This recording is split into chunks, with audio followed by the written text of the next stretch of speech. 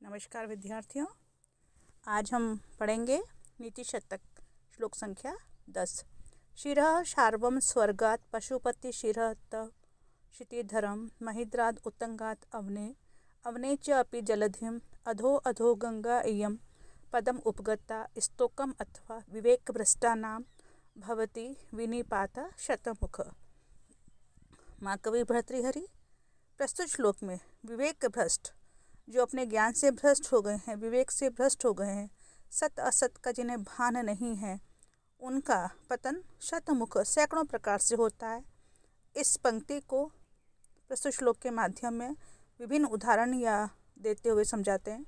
उदाहरण देखिए, नदी गंगा का, शिरः सिर से, शार्वम शिव जी के, स्वर्गात स्वर्ग से, पशुपति शिव जी के, शिरः त मस्तक से, क्षितिधरम उच्च पर्वत हिमालय पर, महिद्रात ऊंचे, महिद्रात पर्वत पर, उत्तंगात ऊंचे से, अवनीम पृथ्वी पर, अवने च अपि और अवनी से, जलधिम समुद्र में, अधो अध नीचे नीचे, गंगा गंगा इयम यह, पदम स्थान को, उपगता प्राप्त होती हुई, स्तोकम तुच्छ अथवा या फिर, विवेक भ्रष्टानाम विवेक से भ्रष्ट हो जाने वालों का, भवती होता है, विनिपात पतन शतमुख सैकड़ों प्रकार से।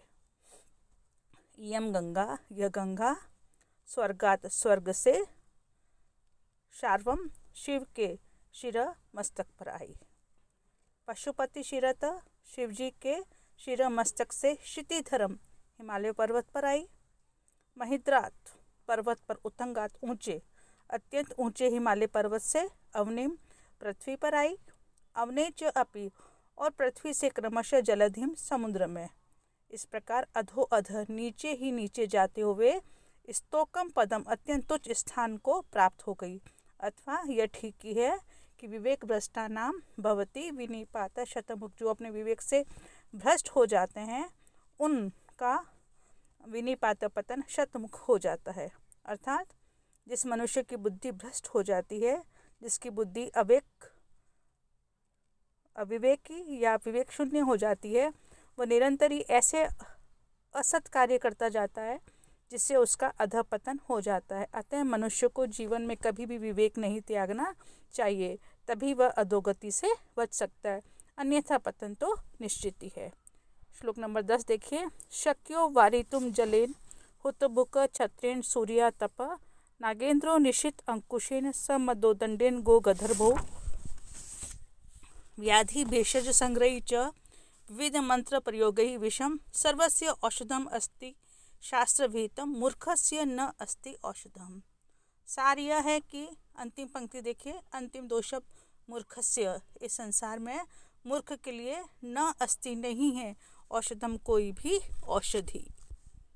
तो शक्य यानी किया जा सकता है, वारितुम रोकना, जलेन जल से, किसको, हुतबुक, अगर आग लग गई हो तो उसे जल डाल करके शांत किया जा सकता है।